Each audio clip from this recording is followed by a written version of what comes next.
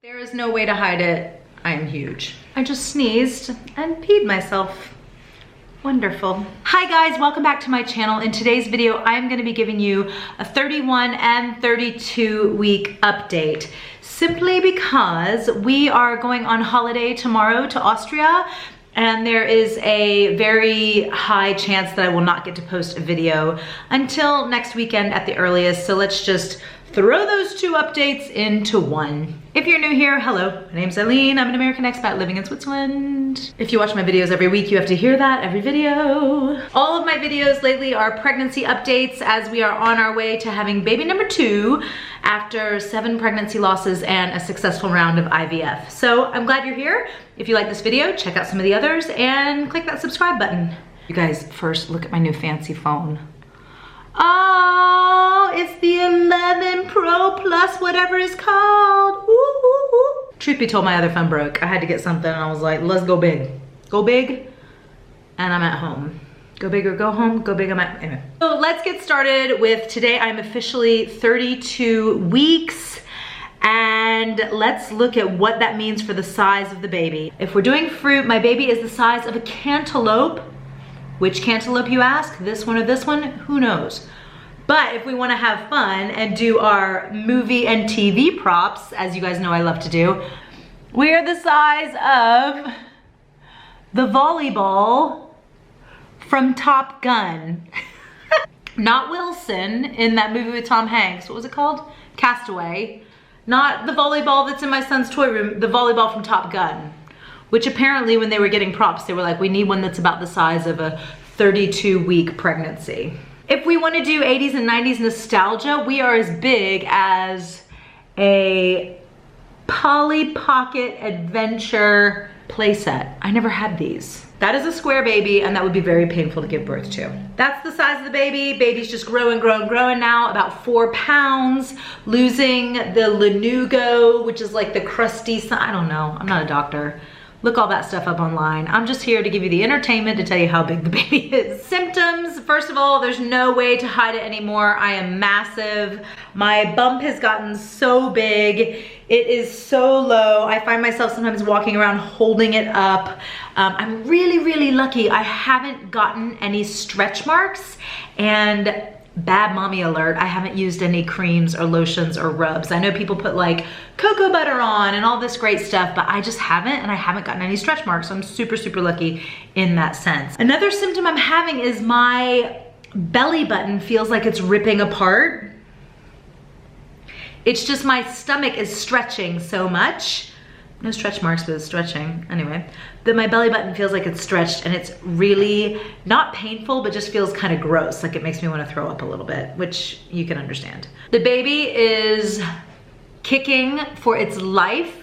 I just constantly feel kicks, kicks, kicks, kicks everywhere on my right side. The doctor told me in my last appointment that my baby's head is kind of, here I can show you. Baby's head is kind of here, and then its bum is here, and it's kind of fetal, and the feet are here, so it hasn't flipped yet. So all of my kicks are like here, and then when it kicks, its bum pushes back, so I feel it down here also. I have to say, and I've said this before, with Patrick the kicks are really gentle. This is like constant kicking, and it's insane, and it scares me that I'm gonna have an off the charts crazy baby, which would fit right in here, but I'm a little scared. Also too, another symptom is I am peeing a lot. Now you hear all pregnant women say that. I have to go to the bathroom all the time. No, that's not what I'm talking about. I'm talking about every time I cough or every time I sneeze. I've mentioned this before, but it's getting worse. I pee.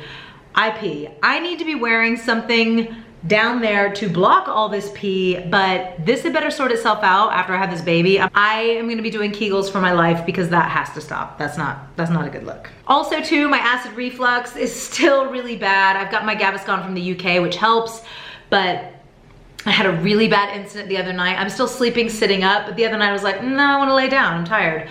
Woke up in the middle of the night with puke coming up, which has happened a few times before. But then I sat up, burning, but I was like, no, I'm gonna be sick. So I went to the bathroom and I was so sick. I threw up all over the place. My first thought was like, oh my God, I have coronavirus. Naturally, that's what you would think. And then I was like, oh my gosh, what's going on? Like, is this gonna spur labor? It's weird to have like nausea and throwing up in the 3rd trimester. I text with Andy because he's in the UK right now. And I text with him and I was just like, I want to feel the baby kick because I'm really nervous that I got like violently sick. And it just, I don't know. I had a really bad feeling, but the baby started kicking straight away. So that was all really, really good. And everything's fine. What else is going on? Oh, I've got Face ID on this phone. This phone, you guys, you don't have to type in a password. You look at it and it knows it's you and then logs you in. How crazy is that? Anyway, when I was pregnant with Patrick, I never had any crazy cravings. I've mentioned before, I like wanted fruit smoothies a lot, and I have that again with this pregnancy. I crave fruit. But like, I didn't have any cravings that were like, I wanna have this right now, and I would go to a store to get this, I want it so bad. But apples, not just fruit, specifically apples have become like my kryptonite. I went to pick Patrick up from school last week and he was in like little after school care, and the teacher had put out some snacks for the kids and there were sliced apples. I stole children's food. I didn't steal it. I told her I was taking it, but I was like, I'm really sorry, can I have some of these apples? Because I looked at them and I was like, I have to eat them. Apples taste so good to me. Yesterday I wanted one so bad and we didn't have any, but we had a pear and I was like, yeah, that'll do. I am not a fruit person, but I could just devour apples and pears, and now I want one and I don't have one. And it's Sunday in Switzerland, nothing's open. Another thing is I am super sensitive to smells right now. So I've got 3 examples. So last week I had to actually care about what my hair looked like one day, and I straightened it out. And when I straighten my hair, I spray it with like a heat protection spray. You guys, I'm sure I devoured a layer of the ozone because I sprayed it and I was like, that smells so good. I could not stop spraying it because I wanted to smell it. There's nothing that I'm averse to, but things that smell good, I just want to keep smelling them. So this hairspray smelled so incredible. And then I was at the spa yesterday, getting a bit of a wee facial. And at the beginning they do this like, take a deep inhale in and they hold some like nice smelling thing over your face. I was like, I could just lay here for an hour and smell whatever that is that you put in my face. I don't know, because my eyes are closed and I got cucumbers or whatever on them. It smelled so good, so good. And then finally today, took the car to get some petrol, some gas to put in it, because we're driving to Austria tomorrow. The smell of the gasoline, you guys, it smelled so good. I was like, I could just stand here and smell. It's really weird, because I've heard people say, oh, I've got these cravings, and I've never really had them, or I've never had like an intense attraction to certain smells, but I get it now. It is insane, so insane. So there's that. And then finally, just some updates. We're nowhere on names so far. We've still got our list, but we need to get it together. And you know how like you don't want to tell people names because you don't want to see their reaction? I mean, we were definitely like that with Patrick, but this time I'm just telling people, and if they have a bad reaction, I'm like, well, you need to get that out of your system, because that might be what we name our kid, because I really just don't care if people like it or don't like it. It just matters if we like it. There's a few names in the girl department that I'm liking. Boys' names, we are still stuck with no luck. I want to make a buck, and I'm rhyming.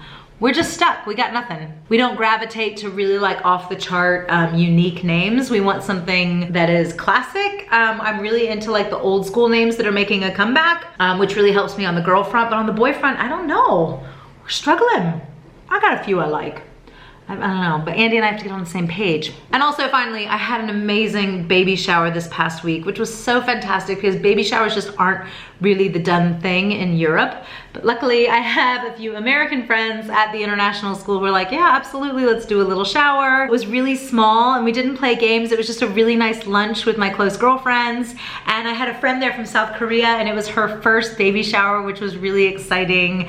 And a few of my British friends, and it was just a really lovely little afternoon. And my dear friend Yvette made this beautiful cake and we just sat around and enjoyed each other's company, and they got me some really, really nice little gifts, and it was lovely. I did say a few words, and when I went to thank them all, I kind of was like, you know, as you guys know, it's been a really long road for us to get here. And I just really appreciate, you know, you guys being with me during the highs and the lows. And my voice, I was like, oh my God, I'm gonna break down and start crying.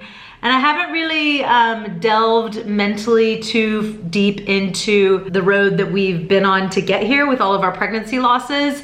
And I think I'll probably devote one video to like have a cathartic goodbye to that chapter, or yeah, just some closure on that chapter, which will be an ugly cry fest, I'm sure.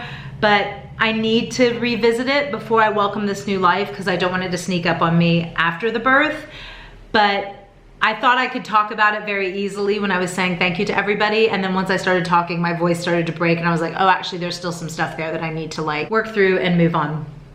So I've got therapy for that. But also I think it would be good here just to round out this chapter that I've had and I've shared with all of you, making a video about it. And yeah, so I'll do that in the coming weeks.